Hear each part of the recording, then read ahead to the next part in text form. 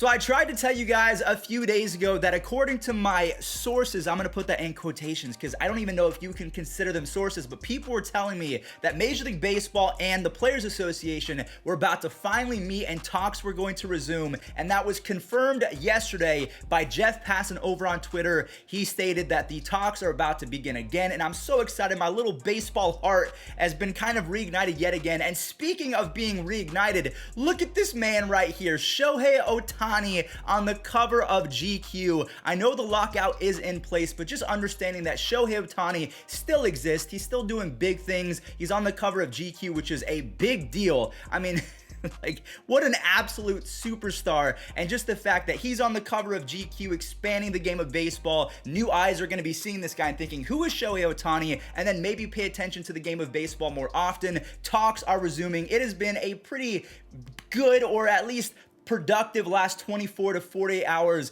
of covering baseball news. We're also going to break down a few things like Jon Lester calling it a career. There's also a woman by the name of Rachel Balkovec. She made some history in Major League Baseball. Christian Yelich, he called out MLB. Juan Soto's brother is signing with the Nationals, and Ronald Acuña Jr., he looks healthy, and I'm so excited for him to return to the game as soon as hopefully opening day. We'll talk about whether or not that's going to happen, but first and foremost, let's talk about the breaking stories before we get into the Christian Yelich topic of today's video. Jon Lester, he has called it a career. He is hanging up the cleats. He beat cancer. I think that's the biggest thing he did, in my opinion, over the course of his career. But he also settled with 200 wins, 3 World Series championships, a no-hitter, and now the question is, do we believe that Jon Lester is a Hall of Fame candidate? If you break it down to the statistics, he has a 3.6 ERA, which is pretty good. He has a 3.78 FIP, which is pretty good as well. It's not the best. He almost has 2,500 strikeouts, and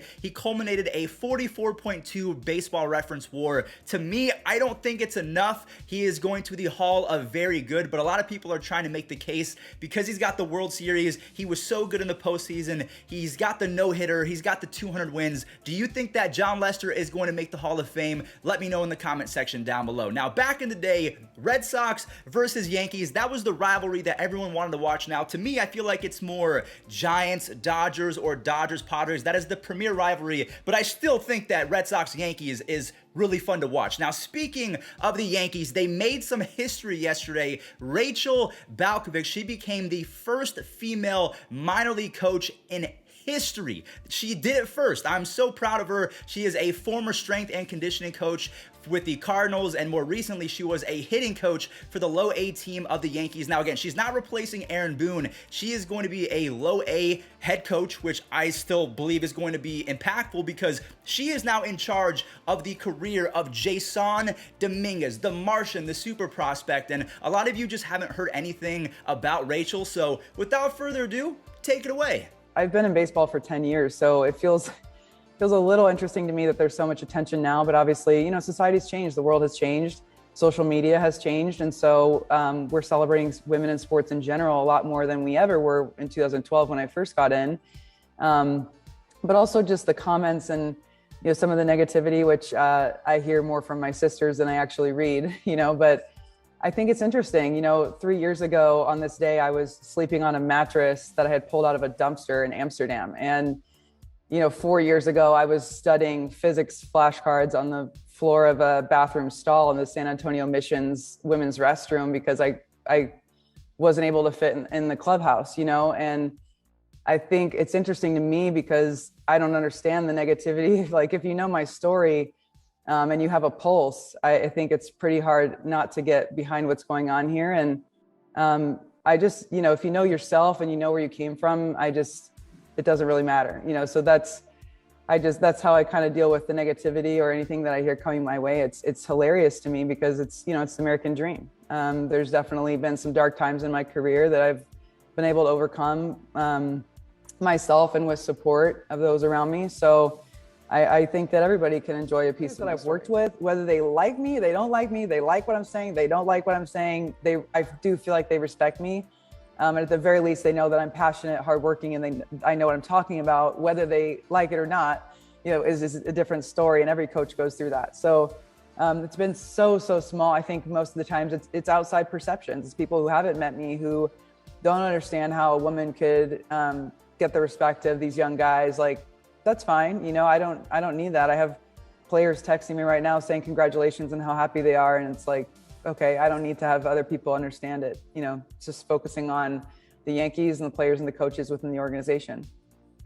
I love the way that she speaks with conviction. We know from her history as a softball, I think that she was a catcher. She's a strength and conditioning coach. She is a former hitting coach. She knows the game of baseball, and this is a big day for the game of baseball, and I couldn't be happier. So John Lester calling it a career. Rachel Balkovec, she is now in charge of the low A minor league team for the Yankees. She's home currently to Jason Dominguez. Of course, he's going to move on to high A and then double A and then triple A and then eventually the majors, but they trust her enough to, you know, foster a good environment, and I'm proud of her.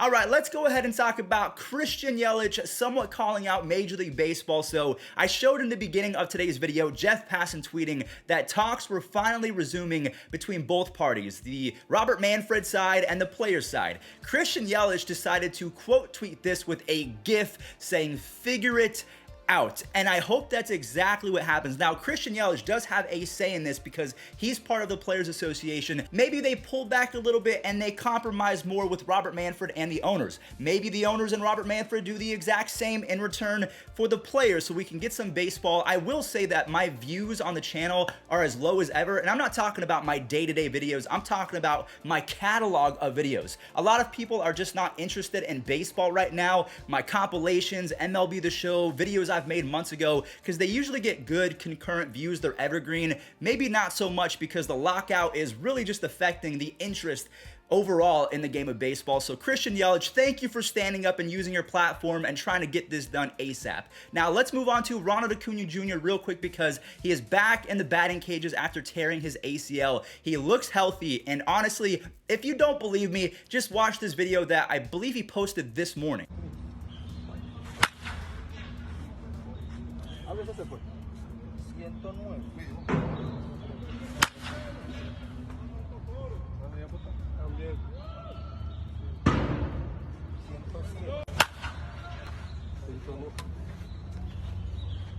So my hot take, but this is not so much of a hot take because Ronald Acuña Jr. is that guy. He, to me, is going to be the favorite to win MVP in 2023 in the National League. Probably not 2022 because I'm not sure exactly if he's at 70% health in terms of his knee or if he's closer to 100%. He looks really good, but because of the ACL and how delicate it is, I'm probably going to say 2023 is going to be my prediction for the NL MVP. Now, speaking of NL MVP predictions, it could very well be that Juan Soto is the favorite to win this year, and his brother, I believe his name is Elian, he is expected to forego the Mets. It was thought that he was going to sign with the Mets, a rival of the Nationals, but now it is being reported that he has signed with the Nationals. And Vladimir Guerrero Jr., he had something to say about the younger Soto. At 15 years old, if you take Elian and Juan Soto hits the ball very hard. Vladimir Guerrero Jr. said that Elian hits the ball harder, which is not easy to do. But that does it for today's MLB recap. I'm just in a fantastic mood because I miss making these videos. I need baseball to come back. I'm hoping that these talks are at least productive, that we get a deal done in the next,